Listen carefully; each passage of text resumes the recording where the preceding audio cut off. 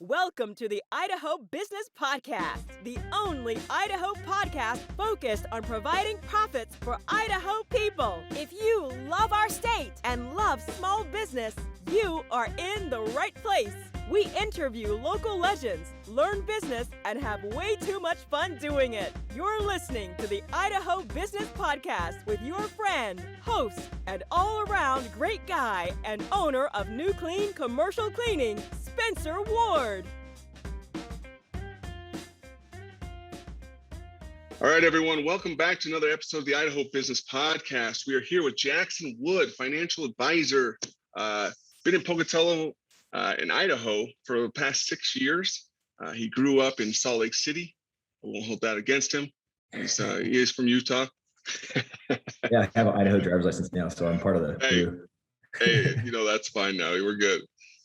He went to Brigham Young University, went on to get his MBA at Western Governors University, and he's been in the financial advisor game and investment game since then, right? Yeah, actually, while I was in college, I started getting involved, and I've just been doing it ever since. I luckily found a career in the only thing that I'm good at in life, so I have no other options. But well, that's what my wife says the same thing about me. I'm a professional, janitor, so same thing. The only thing I'm good at is scrubbing toilets. So lift where you stand, man. That's what it's all about, right? Well, again, appreciate you coming on the show. But yeah, let's before we get into all of that, I better not forget our sponsor. Sometimes I do that and I get myself in trouble. But we are sponsored by Sensations. These guys are a fantastic spa, your tanning solutions, and just all around wellness. So if you go into our website, the idahobusinesspodcast.com, you can either click on their logo or just /sensations on that website. And you will have a option to choose from a cocoon wellness bed visit or a red light therapy visit for free if you mention that you heard about them on the podcast. So you can just click on that website. It can walk you through digitally, or you can just give them a call. So back to you, Jackson. So you've been in this game of the investing, and I've read some recent articles that you've chimed in on as well in the public, and we'll get to that here in a minute. But I guess what did you find so interesting about the investment and financial advising game? Yeah, so my very first job in finance was sitting at the trading desk at Fidelity Investments, and it was a learning curve. Looking at all these different things that were moving and the prices of them. And as I learned more, there's a story behind each price and the movement of that price. And when you kind of get to the end of that rabbit hole, you realize that, people have their life savings in these instruments and in these equities and in these things that are trading, and knowing how to use that in their retirement portfolio and how it can benefit them just became like this obsession of mine. And it told a story of, the kind of journey we all we go through financially of, you save some money and you invest. And I just became really consumed and loved the entire idea of, ownership in equities and in companies and how that can benefit, a 70-year-old retiree. And so I've been fortunate to have, the opportunity to work in this industry for my entire career, and it's getting even better and better as time goes on. There's new innovation, and it's really fascinating. So that's what it was all about for me and why I liked it so much. Not just the arbitrary price movements, but what those stories told and the impact that those movements and that price and what that data that communicates to you has as an impact on people's lives and make it real for me. So that's a nerdy answer, but that's what I love about it. And that's, what I think about all day. No, it's true. I think everyone appreciates, because you do meet people in their professions, especially accounting and some financial advisors, that take the person out of the equation, and it's just all numbers. Yep. And you don't realize, there's a person associated with all these numbers, and how to communicate with them and how to make them feel that, hey, you're going to be okay if we follow this plan. And so that's huge to hear that you're actually keeping that person within your equations, because I know that's a big complaint I've heard in the past. So you just in 20 seconds of our conversation summarized my life's work up to this point. But on our website, we say we strive to answer two questions. How much is enough, and am I going to be okay? And Sure. we communicate exactly what portfolios mean to clients and help them answer those questions. It looks different for everybody. The math and the numbers are extremely important, and we rely on those numbers and that math behind the scenes.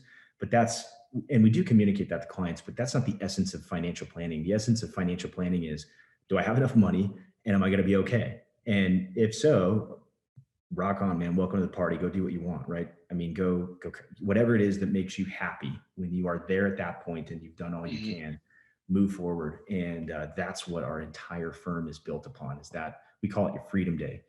Just the ability to go do whatever it is. Maybe you want to keep working. Maybe you're an entrepreneur and you want to work until you're 95. Awesome. But maybe you have worked every single day for 40 years and you just want to go knock stuff off your bucket list. Or maybe you're looking at early retirement, or whatever it happens to be. It's different for everybody, and numbers are different for everybody. And we just help guide our clients to discover that and have that peace of mind that comes with, the math backs all my decisions up, and I can feel comfortable here. I like that. Well, I've got a couple of questions. I guess number one, because I'm sure we have some older audience members as well listening. But what would you tell maybe an audience member that's in their mid to late 50s, maybe touching their 60s, that's like, shoot, we did not plan, or I had a life-changing situation, either a massive medical situation that took a lot of our nest egg, or maybe bankruptcy. What would you tell those people? Maybe your three top things you tell those type of people, that is there still hope?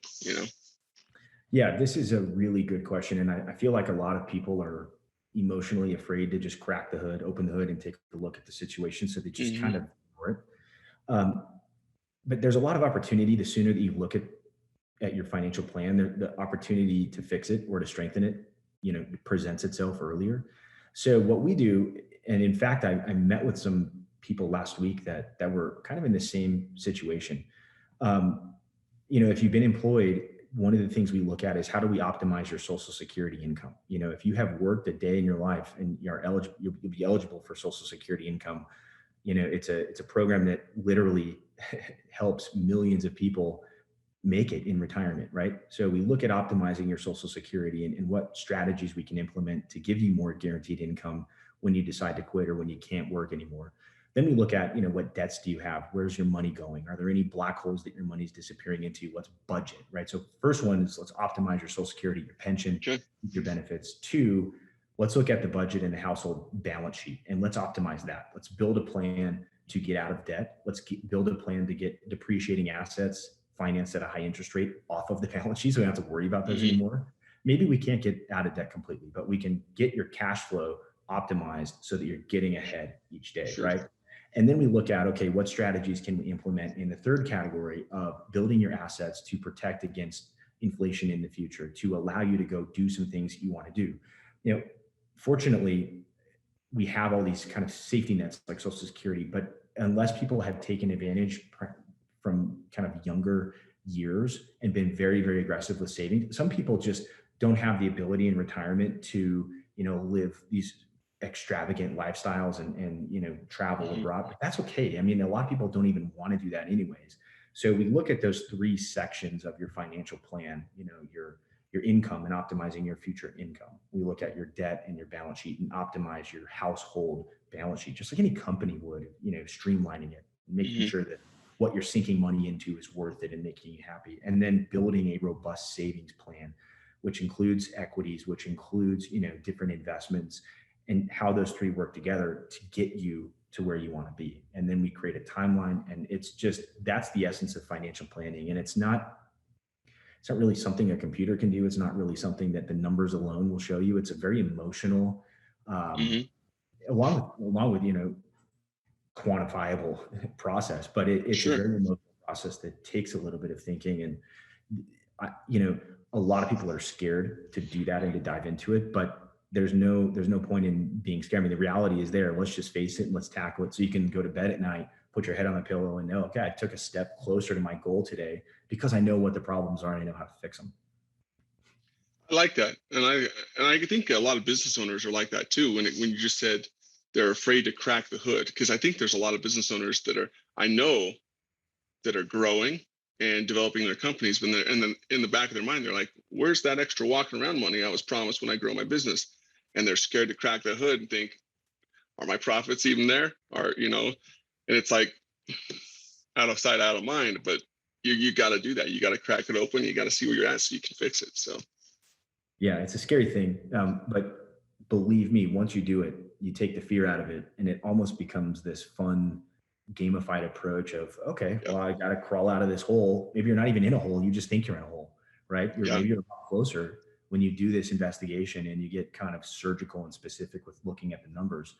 Maybe you'll realize, yeah, I'm actually a little bit closer to my goal than I thought. Then you realize I worried the last 15 years ignoring this for nothing. I've actually been doing okay. So yeah, fortunately, Idaho is a really affordable place to live. yeah. I love working with people from Idaho because we don't have to, have massive accounts in order to, give you the green light Sure, to retire. Depending on lifestyle, obviously. But yeah, that's one of the benefits of our local economy. I like it. So I heard you chimed in on a was it the journal that you talked about, or what you did some kind of publication that you talked about cryptocurrency, Yeah. right? Yep. Can you explain? This is obviously something that's in everyone's eye line here, because you don't have an industry that goes from $0 to $1 trillion in 10 years and not want to be a part of that. So what would you tell these, just the average person, or the business leader, business owner that's looking to, they're interested in it, but obviously they don't know a lot about it? What would you say, a part of putting that into their portfolio? Yeah, so this is a really, really hot topic. I'm writing an article with CoinDesk.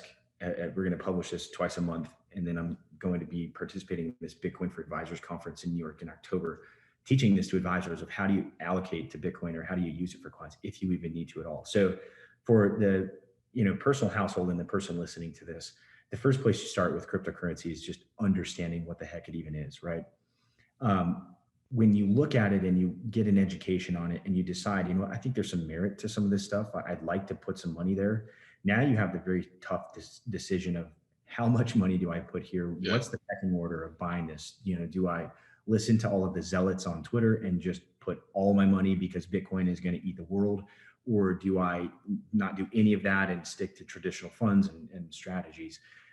I think it depends. The answer depends entirely on the person's individual situation. And I'd like to talk about retirement plans. So assuming that the person has some money to invest and has a portfolio, not swamped down by debt and all that.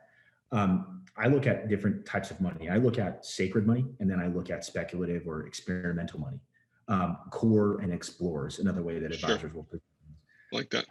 I would not invest a single penny into any sort of speculative asset until you have a robust, sacred portfolio built. And what I mean by sacred portfolio is, unless you can dot all the I's and check all the T's, cross the T's, and say, you know what, I'm going to be okay because I know I can count on appreciation and dividends and growth from this sacred part of my portfolio. I know I'm going to be okay.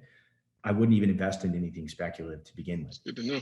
And what I mean by that is, sacred money is companies with dividends and balance sheets and revenue, and they've proven themselves and they're around. They're not going anywhere, right? And a strategy to manage that, once you check that, okay, now we can explore. Now we can put some money into these potential assets that could 25 times from here or 100 times from here. But if they don't, and if consensus is wrong and they fail, which they fail all the time, right? Bitcoin seems to be the exception to the rule. Yeah. And I talk about my background in Bitcoin I've been around in it since 2012. Now we can allocate some money here in a smaller percentage. And if I win, it just makes my financial situation better. If I get the trade right and I predict this correctly, heck yeah, now I'm 5 years ahead in my financial plan, or I have X amount of more dollars in my financial plan than I counted on. But if we get it wrong, that's okay. I've still got this sacred engine pumping along. My kids are going to be okay. They're not going to have to pay for my retirement. I'm going to have money if I have to facilitate a nursing home or something like that. So that's how I look at it. One of the most important concepts in this is taught to me by my mentor. His name is Ryan Kruger. We did a podcast in April. He said, if you have an oversized position in your portfolio, what that means is like a single asset represents a gigantic portion of your portfolio. It better not be because you put it there to begin with.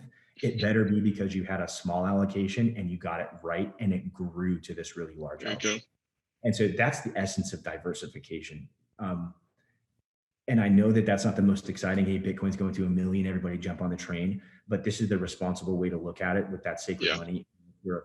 If you have a family that's depending on you, a spouse depending on you, or even you in the future, depending on what you're doing today, that's the responsible way to look at this. And so that's how I think about Bitcoin and cryptocurrency. And we can expand on any part of that you like, but replace Bitcoin with any sort of speculative asset with no cash flow, no revenue, any IPO or pre-profit company that you're investing in, starting your own business. Like, think about that component of sacred money and then some of this experimental, more fun, speculative money.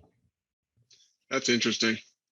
Yeah, because I'm amongst those people that I know enough to get myself in trouble. Right. But that's some good advice. It's some sound advice, So that's being very responsible with what you're doing. So I like that a lot. The Idaho Business Podcast is sponsored by New Clean Commercial Cleaning. This is my company, guys. I'm telling you, I'm not just because I'm the owner, the creator of it, but we are a great company for servicing your janitorial needs, your carpet cleaning needs, your stripping wax needs, all your floor maintenance needs. We are there for you. Everything is backed up by the "We're Not Perfect" guarantee. And if it's pretty much if you call and we don't get a hold of you, you don't get a hold of us, we will call you back within an hour and fix the problem within 24 hours, or the cleaning's on us. So that is our promise to you. And if you call or go into the Idaho Business Podcast website, click on the New Clean logo and book a janitorial solution huddle with us, and mention that you heard about us on the podcast, you'll get 2 free restroom floor cleanings for your office for free. Tile and grout in your restrooms will be sparkling clean. And that's the offer. Tell you, take us up on it. You won't regret it. There's no strings attached. So go see them today. This is the end of part 1 of a 2-part episode. Tune in next time to hear part 2. Congratulations on spending a couple of minutes getting a little bit smarter, having some fun, and supporting the Idaho business community. If you're feeling the love, make sure to subscribe, rate, and review on iTunes, Stitcher, or wherever you are.